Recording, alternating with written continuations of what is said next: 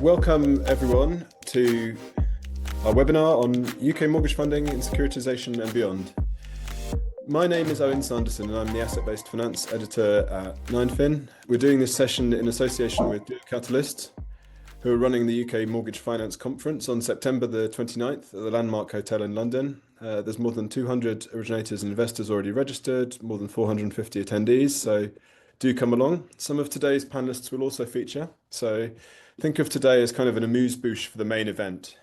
And if you're not booked on already, you can get 10% off with the promo code webinar10. Anyway, nobody dialed in to hear me talk, so let me turn to my distinguished panel and ask them to introduce themselves briefly, and then we'll get into it. Could we start with Stephen, please? Yes, good afternoon, everyone. It's Stephen Hynes. I'm head of securitisation with One Savings Bank. Damian, you're next on my Zoom panel. Yeah, hi Owen, hi everyone. Damian Thompson, so Chief Asset Management Officer at Starling Bank, where I look after all of the loan assets that we originate or purchase externally, and also I look after our buy-to-let mortgage subsidiary, Fleet Mortgages. Perfect. Simi? Afternoon all. My name's Simi and I'm a partner at Clifford, specialising in all types of asset-backed funding, public ABS, warehousing, forward flow, back leverage, etc. Perfect. Arun? Hi everyone, Arun Sharma. I'm a Managing Director in the Securitized Products business at Barclays. Super. I think we've got so many excellent panelists. Hugo's disappeared off my screen. But... Cheers, mate. Thanks for the intro. Hugo Davies. I'm the Chief Capital Officer and MD of Mortgages at LendInvest. Perfect. So, as I said, very distinguished panel. Let's start a bit high level and kind of set the scene a little bit. So we're going to talk basically about how this year's been in terms of origination. And I think I should start with someone who's been looking after some origination. Maybe could we kick off with Damian and then we'll go around the group? Yeah, sure. Hi, Owen. I think it's quite a complex picture this year. It sort of, we see sort of really mixed results, both coming through in the public information and also in the sort of our more private views and flows with the people we work with or in-house. I mean, we obviously we're not particularly focused on prime from where we are, and there do seem to be some signs of life in that market again from the public data.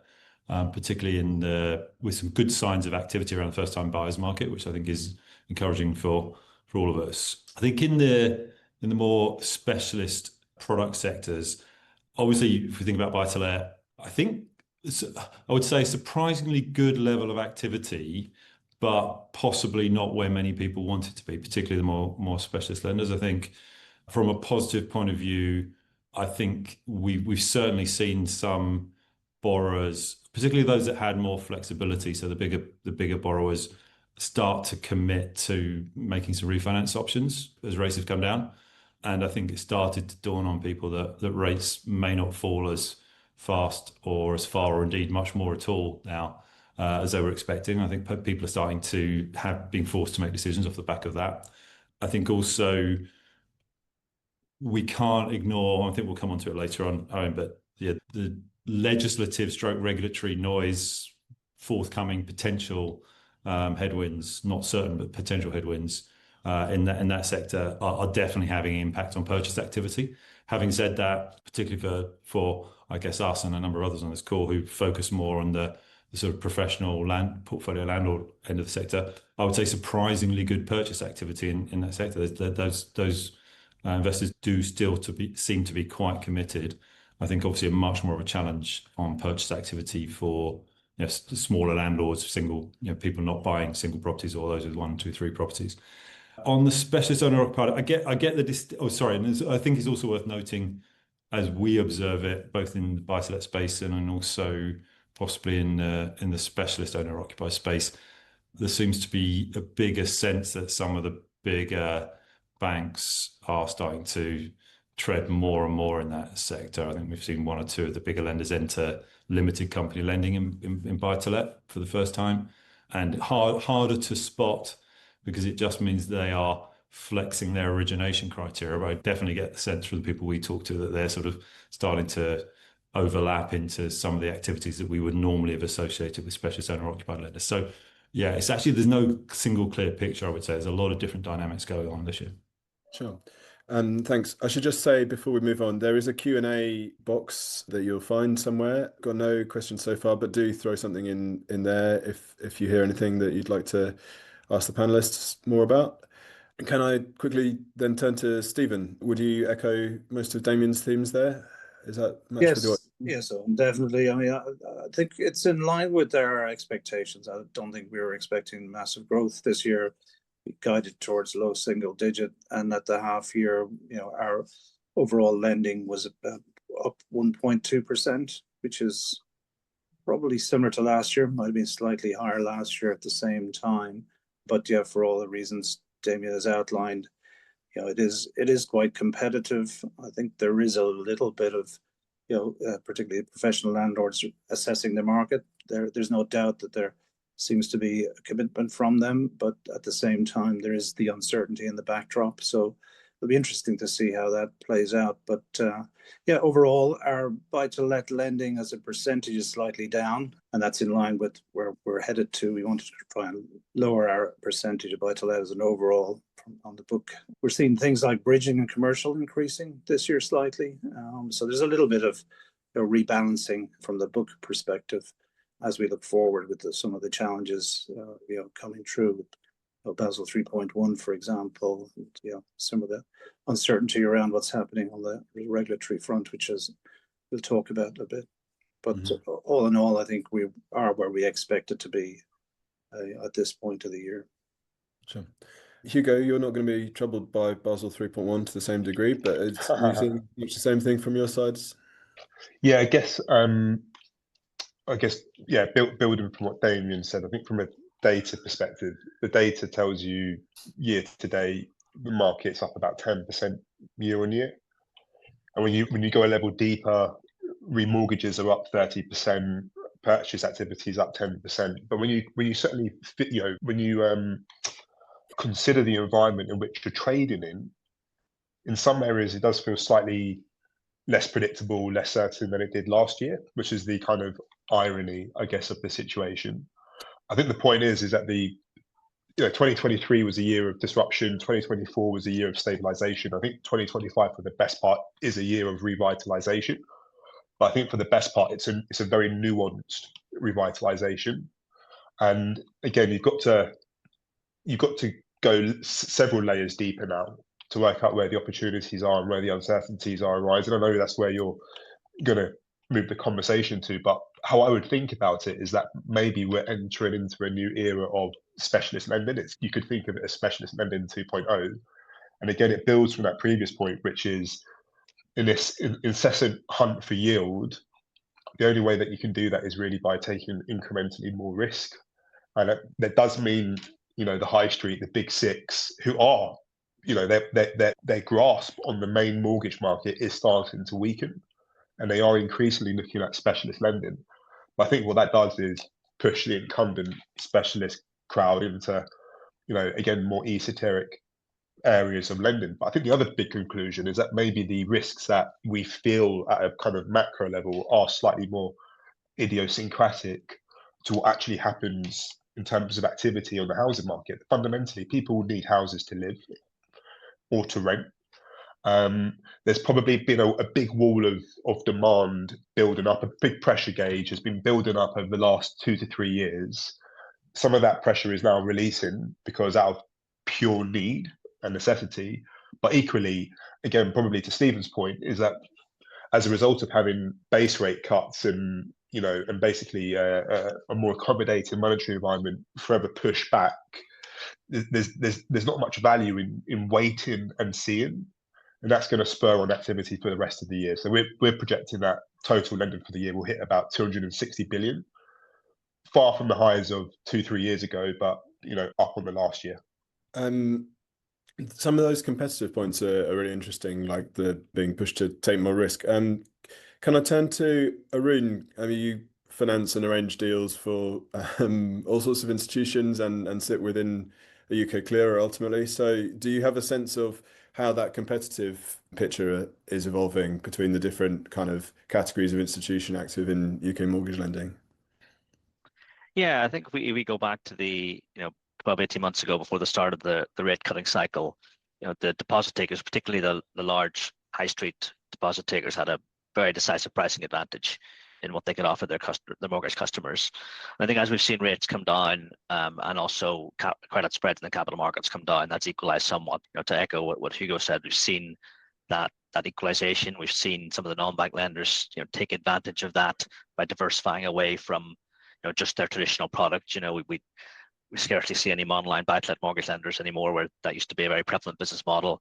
People diversified into non-conforming, into seconds, into bridging, into small ticket CRE, and that's preserved profitability and market share, where the banks have been able to compete very aggressively in the very easily underwritten sector of the market in the high street.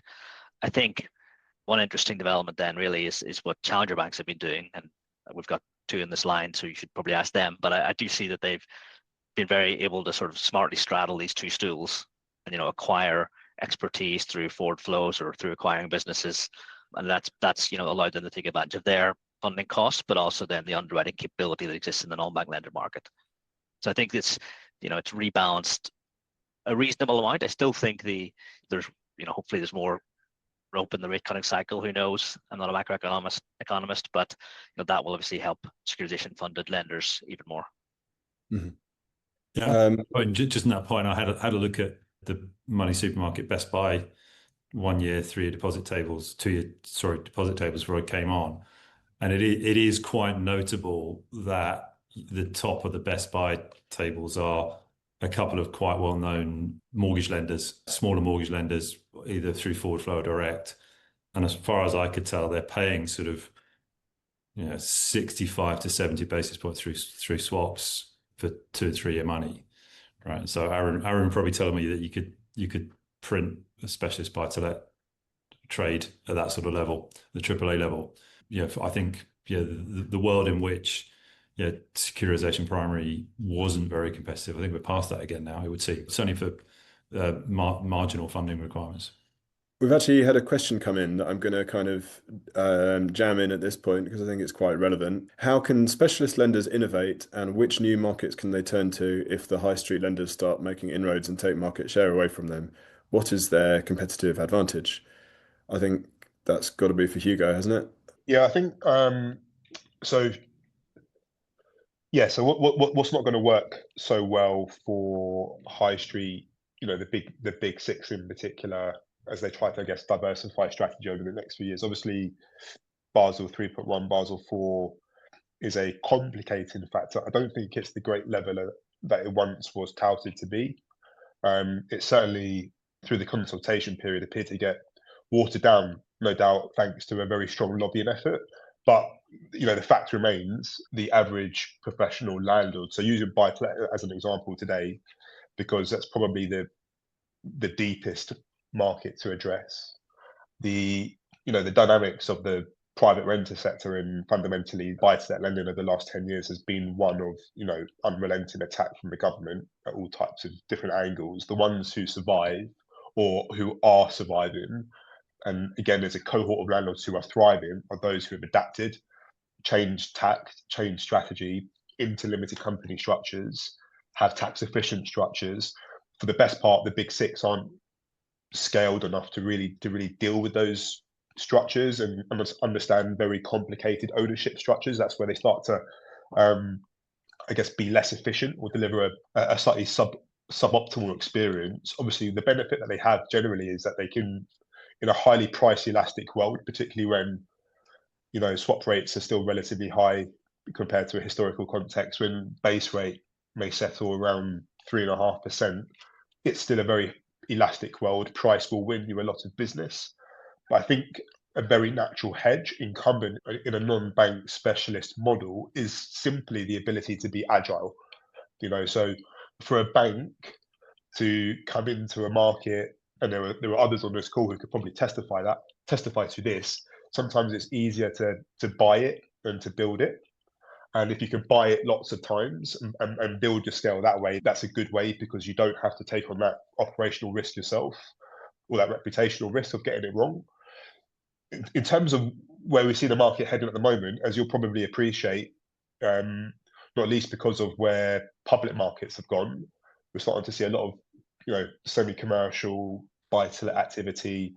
I think it's been that's a market that has probably been ripe for disruption for some time. It's kind of been, I guess, for the best part, ignored because of the glory days of pure residential buy-to-let. But now that those yields are starting to fade a little bit, let's move into semi-commercial. I think that'll be harder. It'll be harder for the big six to follow into that in any kind of convincing way, particularly where the average loan size is still very, very granular, and it kind of straddles that really difficult spot for a bank, particularly the investment bank. Is, does this land into the realms of our CRE team, or does this land in the world of SBG or the retail teams? And thereafter, I think it's all of the stuff that you've seen recently from Selena. So it's like HELOCs, it's what's the next iteration of second charge lending. But a big theme over the next 5 years, which I'll stand behind, which you've heard me speak a lot about, is retrofit. I think the days of green mortgages are gone. Simply paying a premium because you've got a good EPC rating. I think the days of retrofit mortgages are near, and that's truly about providing the capital to take a property from a particular level to another level in the future. And I think big banks, particularly with their models, will find that really hard to do. I wondered if we could pick up on the unrelenting attack on landlords point and turn to a bit of some of the uncertainties that might be from the regulatory political side that hang over the market. It's traditional to ask the lawyer in the room for opinion on these things. So, Simi, if you could take us through some of that. Yeah, look, I think we've all gotten used to there being sort of more regulatory scrutiny and sort of a faster pace of change from the regulatory side of things. I think we're in a particular period at the moment where it's not just regulatory, it's also the budget, potential tax changes, et cetera. So on the kind of the asset level side, the mortgage level side, there are a raft of points out for consultation, potential changes coming through. We've touched on Basel 3.1 and what that means for lenders who have to hold reg cap and what assets they're able to hold against it. And sort of coming on to one of the themes, which I know we'll talk about a bit more in a bit later, about how those lenders are dealing with sort of heavier weighted assets on their balance sheets and potential accounting deconsolidation trades, SRT, those sorts of things. Above and beyond that, though, there seems to be a general movement from the FCA and regulation generally towards facilitating mortgage lending and facilitating securitization. So the FCA, for example, has brought out a later life lending review. And potentially that's an area where specialist lenders can develop and grow into in a way where they can, as Hugo was saying, be far more agile than sort of some of the big high street names. In addition, there's obviously been sort of headwinds around buy-to-let in particular. So with stamp duty changes, capital gains tax changes, renter reform bills, etc. I think what I would say is, from a regulatory perspective and sort of a legal perspective, these changes are all create sort of an atmosphere and an evolution of products. But really, from a financing, from a deal flow perspective, it's really about supply. So the issues will be around whether there's sufficient supply, whether particularly in the buy-to-let space, it basically means that new purchases are down, but perhaps the refinancing of existing mortgages is up as sort of the bigger landlords sort of re-diversify and change their strategy around things. I guess at sort of the financing level rather than the asset level regulatory changes, there's obviously been changes to the UK securitisation regulation. There are proposed changes coming through on the EU securitisation regulation. again, these are well-trodden paths, and I think the market's coped actually really, really well with the changes in the past. And I don't foresee that these will really create enormous amounts of problems in terms of deal flow, other than there is obviously going to be the risk of divergence between the two regimes, which will cause a bit of complexity potentially on deals going out to market. I think probably one of the more interesting sets of regulatory changes will be around Solvency II.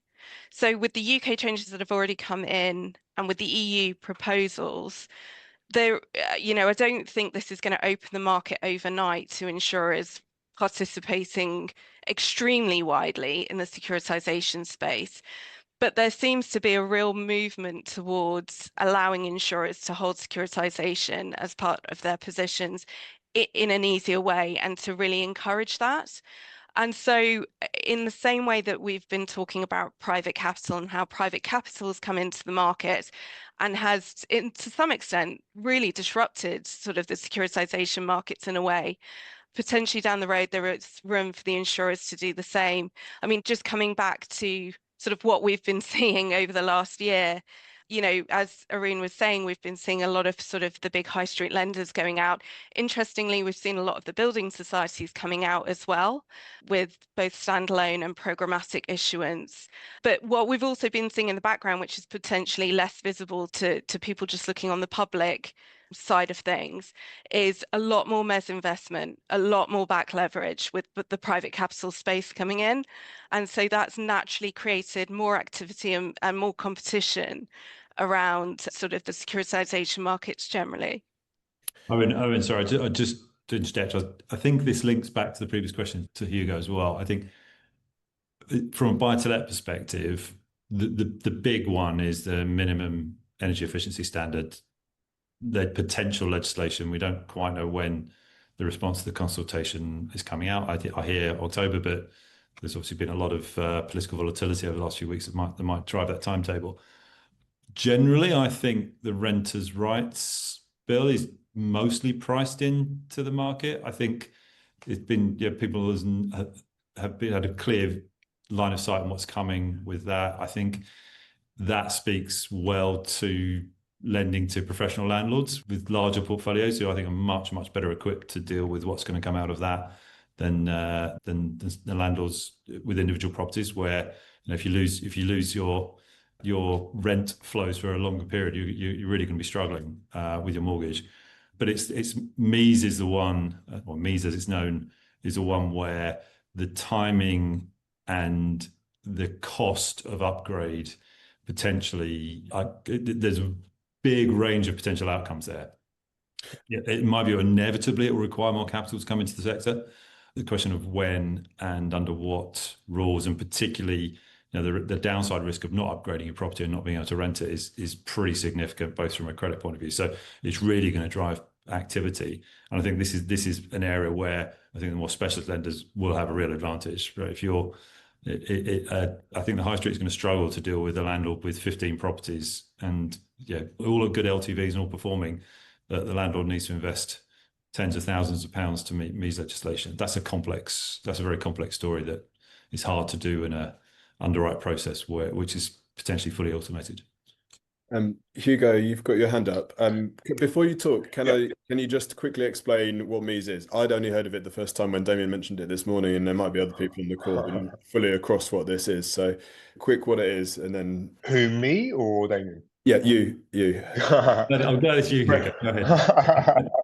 So MEES, MEES, is the minimum energy efficiency standards, effectively. So it's the legislation that governs, EPC ratings, EIR, all of that good stuff that measures environmental impact.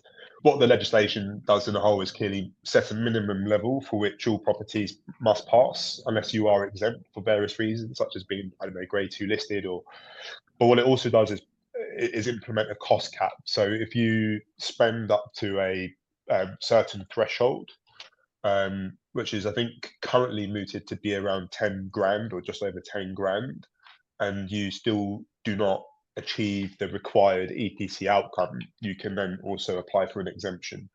Obviously, I think to Damian's point, what you have in the UK is incredibly stark, property inequality, and spending 10 grand on a £1 million home in London is very different to spending 10 grand on a 50 grand flat in Leeds city centre. And maybe the regulation as it's currently drafted isn't coping with that, that dynamic particularly well.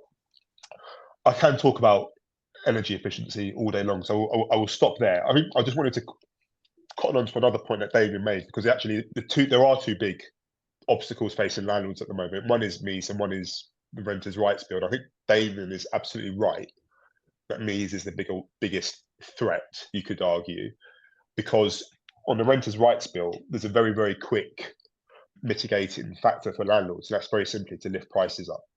That will probably be an unintended consequence of the regulation, that this transition. So obviously we abolish Section 21 no fault evictions, and we move from this traditional tenancy model to a periodic tenancy model. I assume, and I don't hear about it a great deal, I'll be honest with you, but I assume that underwriting models and at least ICR calculations will have to adjust slightly, because if I can terminate my tenancy agreement as a tenant with 2 months notice, how we think about income over a 12-month period surely has to change. Obviously, a landlord in response to that can very simply lift prices. But within the regulation, I think it's worth pointing out, because we made this point at the start of the call, in terms of nuanced recovery, but also nuanced opportunity. As it currently stands, it looks like stuff like holiday lets will be exempt from the Renters' Rights Bill. Holiday lets is a specialist segment within a specialist segment, which is you could argue a tailwind for specialist lenders. There are also going to be various types of, I guess, nuances or exemptions for student lets, in particular PBSA. But you can also draw a similar conclusion for student lets through HMOs. And the reason why I say that is because there will be the ability for a landlord to seek repossession at the end of an academic year. So even though you've got a periodic tenancy that can terminate within this 12-month period, you are always going to be guaranteed your property back at the end of the 12-month period. So in effect, you can kind of re-engineer yourself for a 1-year AST with maybe some level of void built within that. That's interesting because there is a clear advantage for HMOs in that scenario versus standard property. But as we also know, HMOs are where the yield is in today's market environment. So you've got this double whammy, but then you've got this, I guess, third dynamic, which is in part triggered by a demographic shift, thanks to the US, who are currently making it harder for foreign students to go there and study. We have made it harder over the last couple of years politically for foreign students to come here, but compared to the US, it's still remarkably easier and the environment is still remarkably friendlier. So I think when you combine those factors, a good demographic tailwind as a result of what's going on in the US at the moment, plus a potential exemption for purpose-built student accommodation, but also this kind of general shift towards multifamily exposure, which is increasing the quality of that supply, I think that's a really, really neat area to play in. I think we promised the people securitisation, so we probably better talk about some securitisation at some point on this session. So again, can we start high level, and can I turn to Arun for a bit of a survey of how this year has been in securitized products demand for UK mortgage risk? Sure. I think in the public markets, the backdrop has been and remains extremely strong. We've seen deals attract very strong subscription levels, and printing at year-to-date tights. Supply recently has been large, but participation remains robust. There's no indication that demand's about to dissolve. At the first half of the year, we saw undersupply year on year. I think it was about 40% down year to date in European RMBS generally. But we had events such as geopolitical events such as Liberation Day, which closed the market for a short period of time. So it's no surprise that we're seeing a bit of a catch up now. And people are very, I think, more aware than ever that they need to focus on issuing in windows where the market is open, and that is less certain than it would have been a few years ago, where you just expect the market to be open with the exception of summer and Christmas. So whilst, people are, I think issuers, investors are all aware of these dangers, geopolitical macro political, but sentiment's positive, and we don't see any reason to be concerned about the current volumes coming through the market. I think in terms of the investor base, we've seen an expansion of the investor base, particularly at the bottom of the capital structure, and I'll come back to that. But also then sort of, I think, a gradual expansion of senior buyers and also evolution of mandates from some AAA buyers to expand their mandates gradually. So it's all helpful there. At the bottom of the stack, I think one of the real trends of the last 12 months has been the private markets expanding. So whilst readily securitizable asset classes remain suited to rated public, broadly syndicated securitizations, we are seeing more and more investors launch ABF funds, raise ABF money, who are able to provide that junior funding, and so therefore we're seeing spreads compress there. But also many of those now have access to private IG senior, often via insurance mandates, where they can then provide either the mezz senior or the whole buy whole loans. And in fact, we have traded, whilst this isn't really relevant for the majority of the UK mortgage market, where the assets are readily securitizable, we have traded specific whole loan pools into that type of money, where there's sort of unique circumstance around those pools. So it's something that I think continues to be emerging, not particularly relevant for most of the UK mortgage market right now, but definitely something that's becoming more relevant. Mm-hmm. Can I turn to Stephen and just see if you echo those themes, like how you're thinking about windows for your transactions, how you think about your execution planning? Yeah, sure. I definitely would echo that. I mean, the market is in rude health. We've had a recent transaction, one of our specialist residential transactions. We're seeing definitely more demand, more investors involved, which is a good thing. I mean, I think the product is well understood, and across the different categories. We might talk about that later in terms of whether it is resi or buy to let or something more innovative or specialist. And definitely that it helps when you're making plans from a funding perspective. I think if we look back over recent years, that's been more difficult, where we wasn't really sure where and when we would find investors. There's definitely more cash in the market. Whilst we've focused at the top end, we have done a full stack transaction late last year and found that quite successful in terms of where the demand was likely to be. And I think looking forward, I don't think there's any real concern around investors pulling back from the market. I think it does. There are windows that you've got to try and use. You don't know what's going to happen. There is some obviously uncertainty, as Arun alluded to. Liberation Day came out of the blue this year. I think if you look at where things were last year, I think a lot of issuers tried to get ahead of the US elections in November. There was quite a quiet period from sort of October through to early 2025. Again, I would expect, given where the market is, that we'll see quite a strong pipeline between now and probably that end of November. Again, Thanksgiving is really when things start to wind down in the market. But also, I think very positive for 2026 and where things are. We'll definitely be looking to see where the opportunities are, and probably look to bring a couple of transactions in 2026, and nothing as I say on the horizon to suggest that's going to be challenged in terms of investor availability, which was the concern. I think going back 18 months, 2 years ago, is where the new investors going to come from. We've seen at the top end more bank treasuries, some of the newer banks getting involved. And certainly down the stack, a lot more interest in looking at the outcomes of the transactions, the levels of oversubscription. It's a very, very positive backdrop. Mm-hmm. Simi, you mentioned earlier the increasing trend of deconsolidation transactions. I think we've heard from Arun and Stephen that there's lots of demand down the bottom of the stack for banks that want to sell those deals. But what's behind that trend? Yeah. Yeah, so I mean that's certainly been an emerging trend over the last sort of 6 months, year, and looks to be continuing. I think in reality it is the culmination of both the buy side and the sell side coming together and kind of wanting the same thing. So as Arun was saying, sort of more private capital coming in. These guys see the deconsolidation deals as being more of a portfolio acquisition in terms of buying the call rights and the residual certificates at the bottom of the stack. Equally, the sponsor originator, in the cases of some of the smaller banks and some of the larger banks, are looking to achieve balance sheet accounting deconsolidation treatment, mitigate risk, kind of keep balance sheets tidied up, etc.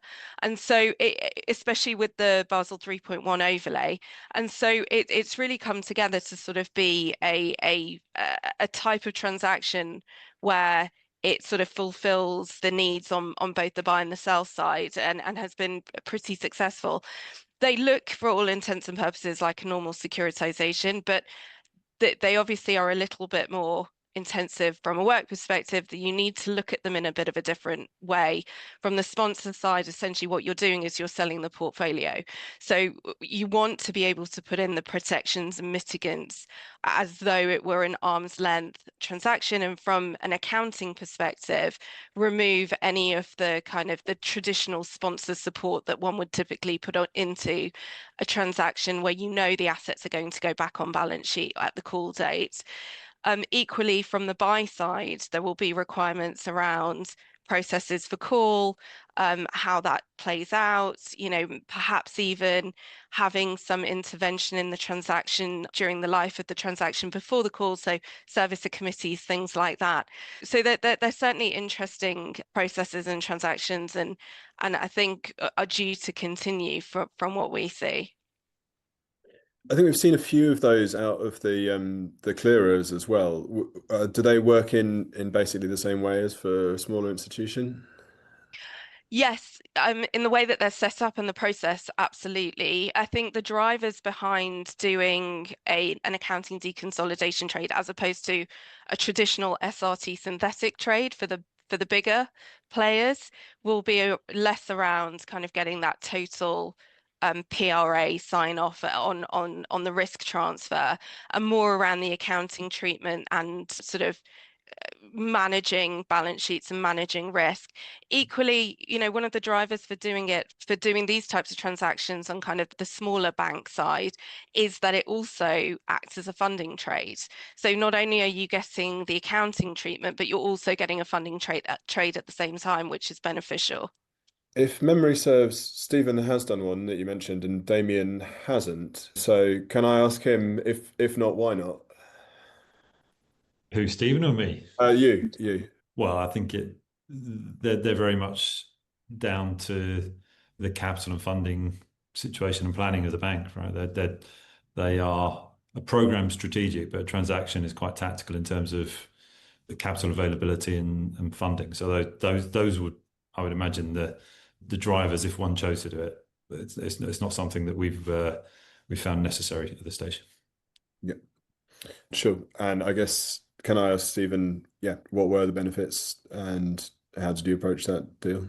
Yeah, it's interesting. As I said, our focus would mainly be on funding transactions, but we did see an opportunity where we had a cohort of mortgages, which we were looking to potentially do something with, and seeing how the market had evolved gave us the opportunity to model up a transaction which worked for us, and we were able to achieve the accounting derecognition, which was one of the primary goals. There was also a funding ambition within the transaction, so we did sell some of the AAAs as well as selling down the stack. And I think it's also getting the story straight with investors in terms of we've been consistently in recent times saying that we're funding only, but this was a transaction that was primarily targeted at investors in the lower end of the stack, and we didn't go out with a funding transaction. We did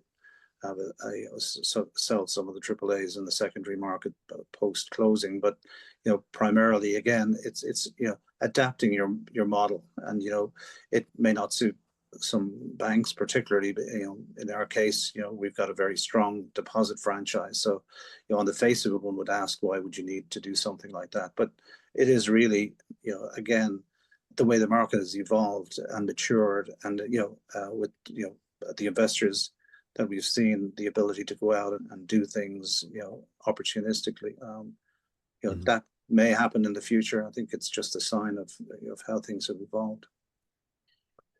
And on that, it does feel to me like it's been probably 20 years since securitization was actually a useful risk transfer tool to banks in the way it is today. We've had synthetic SRT deals come from different banks for many years now, but the emergence in the last few years of not just one-offs, but material, programmatic issuances of derecognition transactions from banks such as my own. It's a very useful tool for optimizing capital and risk management purposes, alleviating stress test concerns, as well as has already been said, potentially providing funding. And that hasn't been there. We go back 20 years, the banks all used securitization as a tool to do these things. So that might be a bit scary given what happened afterwards. But I feel like the direction of travel is positive. The structures are much more robust, perhaps, than they were in the past. The level of scrutiny from regulators and accountants is much more robust than it was in the past. And that sentiment seems to be echoed by people like the European regulators who remain keen to broaden access to risk transfer transactions for the banks they regulate. So I think it's unusual for securities to feel fashionable, but it sort of feels like it does now. That's good to hear, seeing as I'm supposed to be writing about it. Simi, on the structuring side and documenting of RMBS transactions, what structural innovations and trends have you been seeing in the past year or so? I suppose it's been a bit of a mixed bag, actually. So on the kind of the high street bigger lender side, the transactions generally have been pretty vanilla, a AAA and then a Z, and not anything which has been sort of very difficult to structure or to draft in. On the specialist lender side, I think the theme has been a move towards as much economic efficiency as possible. So things like being able to leave in product switches as much as possible, the pre-funding elements, on the warehouse level, pre-hedging, so that the loans get hedged at the point that the application is made. In some circumstances, for others it's at the point of offer, putting in panels of swap lenders so that you can get the maximum efficiency in pricing, corporate hedging as well. So I think on that side that there has been a real drive towards efficiency, putting as much into a deal as possible and trying to squeeze out as much as you can from that transaction. In addition, for lenders who might not be doing a deconsolidation trade, but might want to sell the residual certificate down the line, we've been putting in those sorts of structural enhancements up front so that we're able to ensure sort of the buyback obligations are within sort of the right accounting treatment, that the residuals easily transferable, those sorts of things. So I would say that that's probably been the trend around structural changes over the last few months. Sure. Maybe I could bring in Hugo on that, because a couple of those flexibility features sound like they would appeal to you. Yeah, and I completely agree. If I could just quickly make a quick further point on the matter discussed before around deconsolidation. I think it's very clear what SRT does for banks and small banks in terms of like placing residual certificates for non-banks, which is at its core doing something very similar. It's probably worth clarifying that for that originator, it allows us to release any ECL provision that we're currently holding against that book, which is a drag on P&L. And for as long as we are holding the call option associated with that trade, the economics of that transaction, we're going to be amortizing over the life of that deal. As soon as we deconsolidate, we get to crystallize that economic outcome. Obviously, crystallizing an economic outcome on a pool of 500 million buy-to-let loans for a non-bank is quite a big deal. For a bank, it'll be a drop in the ocean. So the incentives are quite different. The only thing that I would add to what Simi said regarding innovation, which is around efficiency of the liability structure, I think what's also quite interesting at the moment is the asset side of the equation. And I think we are probably within the next 6 months, we're going to see a bridging securitization, in my opinion. It just kind of feels where the world is going. that's probably one of the most divisive things that you could claim at the moment. Like, there are very there are definitely two camps, but I feel like, you know, if you think about where spreads are today, we're going to see spreads across different asset classes really bunch up at the moment, because we're probably nearing that level where lots of your big players, you know, your Pinkos and whoever else, start to lose interest because the deal's gone too tight. So in that world where spreads go too tight, but there's still a hunger for assets, and then you've got this kind of, you know, this big beast in the kind of ABF private credit space that's also hungry for those assets. I think the public markets are going to have to stay relevant effectively. Like, if you still want deal flow and you still want yield through these very efficient technologies, very efficient structures, then you've got to be able to cope with handling different asset types. So I do think within the next 6 months, we're going to see at least a majority deal with pure bridging in there. We're running not terribly to time and haven't quite got through our program, and there's a few questions in there that I want to get to. But quickly, would anyone like to take the under on the 6 months bridging loan securitization in 6 months? Sorry, Arun, what do you think? Sure, I'll take it. Hey. I think I think one of the things we'll come on to is the competitive nature of the warehouse funding market right now, and you know, that the tighter that gets, the less incentive there is to publicly issue. And I feel like, you know, we're certainly seeing clients push us on spreads there in the bridging space and other spaces. So yeah, I'll take the under. All right. Good stuff. Well, let me do the questions. So poor David Pressel's been waiting since 10 past. Hi, I'm a mortgage originator in the US. Are you finding that more UK borrowers are looking to diversify their holdings by investing in real estate internationally, US and elsewhere? If so, how do the UK firms work with this, since most, if not all, cannot securitize these domestically, nor hold these loans on their shelf? Would any of the three origination representatives on the panel be able to speak to that? I don't have a view on that, I'm afraid. No, me neither. I think what I would say is we're seeing probably an uptick in M&A activity. So you know, there's an awful lot of movement of, you know, acquiring smaller platforms, non-bank originators, maybe more kind of fintechy type platforms, those sorts of things. You know, I think whilst not necessarily directly relevant to sort of answering the question specifically, I suspect some of that has been with US funds, US platforms coming in, and looking to sort of broaden their reach into sort of the UK and the European markets. And also joint ventures between existing mortgage platforms in the UK and the EU, and some of the private credit that's been coming in from abroad. I'd quickly add, Owen, as well, that it's probably fair to assume, in specific response to this question, that if that was one strategy, they would be seeking advice from a broker with international reach, or in the jurisdiction in which they're looking to operate, and are probably looking at funding solutions that are within that domestic market, rather than coming out of the UK to fund those international assets as well. Excellent. Right, we have another question, which, to what extent are specialist lenders really adopting AI in mortgage origination, and do you think this will translate into lower funding costs and stronger investor demand in securitization? Or will investors remain cautious until they see more evidence that AI-driven underwriting models are reliable? Damian, you're biggest on my screen. Thanks.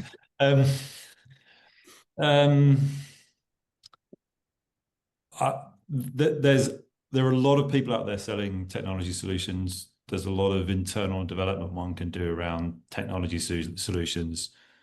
I would say that everything I have seen, and I mean everything I've seen so far in the specialist space, lends towards improving the efficiency and the effectiveness of a more manual process, rather than replacing that manual process.